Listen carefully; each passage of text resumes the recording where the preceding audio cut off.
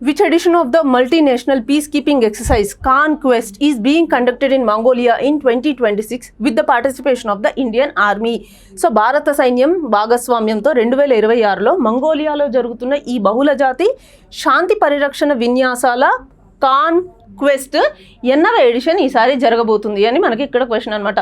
అసలు ఈ కాన్క్వెస్ట్ అంటే ఏంటి, ఇది మంగోలియాలో ఎందుకు జరుగుతుంది, అండ్ అసలు ఏంటి ఈ పీస్ కీపింగ్ ఆపరేషన్స్ అంటే మనకి యునైటెడ్ నేషన్స్ చార్టర్ ఉంది కదా, సో యునైటెడ్ నేషన్స్ చార్టర్లో భాగంగానే ఈ పీస్ కీపింగ్ ఆపరేషన్స్ అనేవి ఉంటాయన్నమాట. అంటే సభ్య దేశాలన్నీ ఏవైతే ఉన్నాయో వాళ్ళు ఈ శాంతి భద్రతలకు సంబంధించి కొన్ని ఆపరేషన్స్ చేస్తూ ఉంటారనమాట.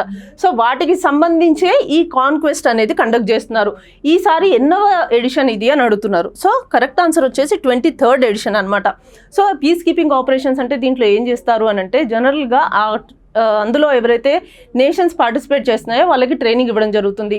And at the same time కొన్ని కామన్ ప్రొసీజర్స్ నేర్పిస్తారనమాట. సపోజ్ ఏదైనా సడన్గా ఒక ఇష్యూ ఎరైజ్ అయిందనుకోండి, సో ఆ ఇష్యూని ఎలా సాల్వ్ చేయాలి, and at the same time complex peace making missions ఏవైనా వచ్చాయనుకోండి, ఆ కాంప్లెక్స్ పీస్ మేకింగ్ మిషన్స్లో ఎలాంటి కామన్ ప్రొసీజర్స్ని ఫాలో అవ్వాలి, క్యాజువాలిటీస్ వస్తే అందులో ఉన్న జనాల్ని ఎలా ఎవాక్యుయేట్ చేయాలి, సివిలియన్స్ని ఎలా ఎవాక్యుయేట్ చేయాలి, ఇలాంటివన్నీ కూడా అక్కడ నేర్పించడం జరుగుతుంది అనమాట.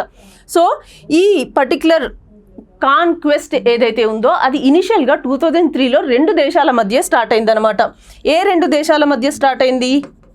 మంగోలియా అండ్ యునైటెడ్ స్టేట్స్ మధ్యలో ఇది స్టార్ట్ అయిందనమాట. కానీ మెల్లిమెల్లిగా 2006కి వచ్చే వరకు ఏమైంది, ఈ బైనేషనల్ కాస్త మల్టీనేషనల్ అయిపోయిందనమాట. అంటే ఇప్పుడు ఆల్మోస్ట్ 20 దేశాల దాకా ఈ కాన్క్వెస్ట్లో పార్టిసిపేట్ చేస్తున్నాయి. అండ్ ఇది మంగోలియాలో ఎక్కడ జరగబోతుంది అంటే మంగోలియా యొక్క క్యాపిటల్ అయిన ఉలన్ బటర్లో ఈ కాన్క్వెస్ట్ 2026 అనేది జరుగుతుందన్నమాట.